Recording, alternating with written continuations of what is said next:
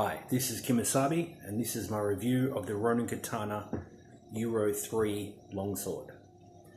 I bought this off the Sword Buyer's Guide website. Cost me $425 US plus $60 delivery. It arrived in about 10 days, and I was perfectly happy with the service.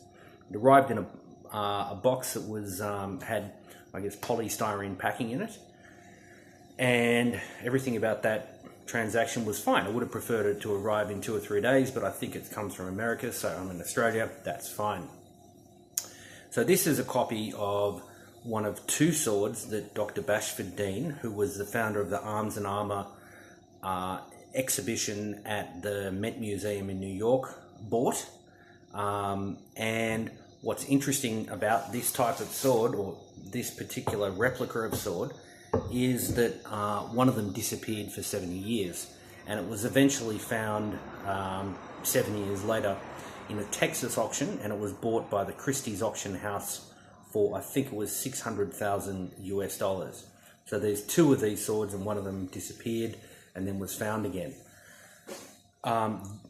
Ronin Katana make this in 2 different versions. This is the 3 version. There's this 3/2 version, which has the original Arabic writing on the base of the blade. So the king of Crete, I guess, gave this sword to one of the Mamluk rulers at the time, and it was a diplomatic gift. And the inscription said, and I'm not very good at Arabic pronunciation, terrible at Arabic pronunciation, but I'll have a try. Donation of Al-Malik Al-Muayyad Abu Al-Nasser Sheikh to the armory of the frontier city of Alexandria in the year 822. 822 translates to 1419 AD. So yeah, these were diplomatic gifts, and I think if I got that from someone, I'd be stoked. It's a very impressive looking sword, and that's kind of, I bought it just because it's big and beefy and awesome. So this is an 18C type blade. It's a type J pommel, a type 8 crossguard in the type 2 group of swords in the family D. That's the best I can work out from looking at Ewart Oakeshot's typology.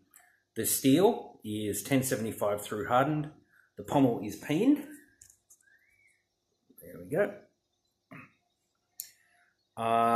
It comes with a lead wood cord leather scabbard. It did have a belt on it, but I've removed that because it was a right-handed belt only, and I'm left-handed. And I guess there's some historical accuracy there, because they probably would have only been made in right-handed configurations, because you weren't allowed to be left-handed back in 1419.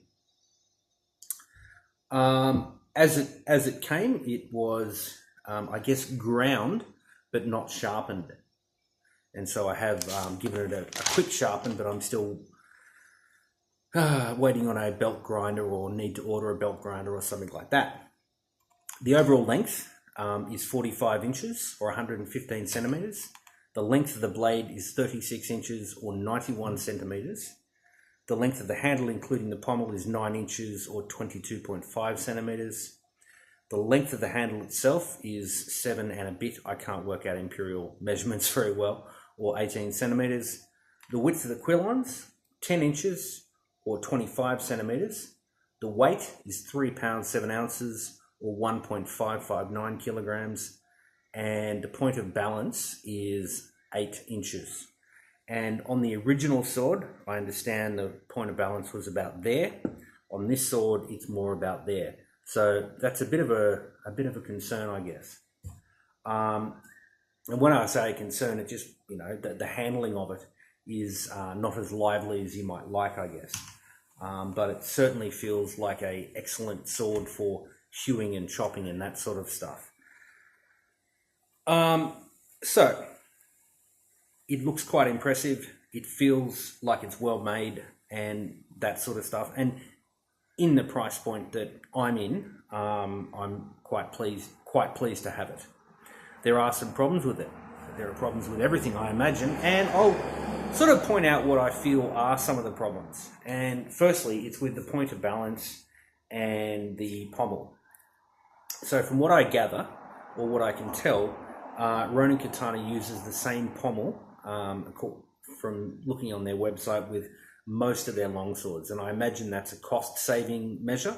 And it didn't stop me buying it, but yeah, I would have preferred either in the manufacture of the blade that they made the blade lighter where it needs to be to bring the point of balance back to about there, or the pommel heavier or something like that.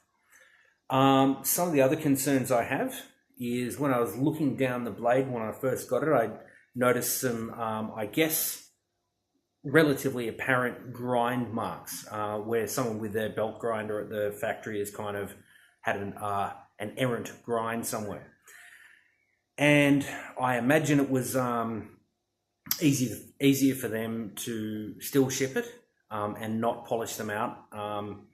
And maybe at this price point, that's the sort of quality that I can expect. And if so, that's okay, but I'm a tiny bit disappointed about that.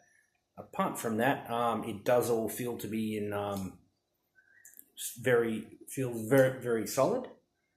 I guess some other concerns are the leather down the bottom of the scabbard there, a little bit, it's a little bit rough, but I mean, really, what do you expect for $425 US? The scabbard does not hold the sword in. If I yeah, it just doesn't hold it in. It drops down like so.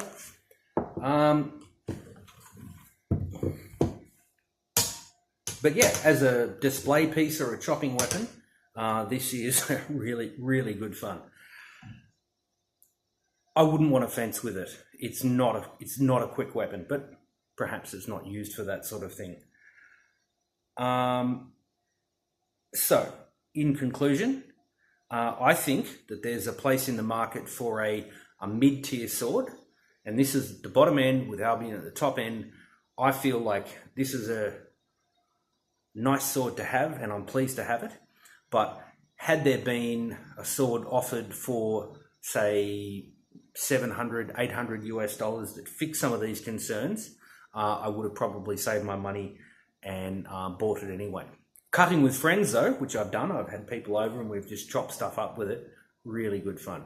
I hope you have enjoyed my video, and I don't know, leave a comment if you like or not. Thank you very much.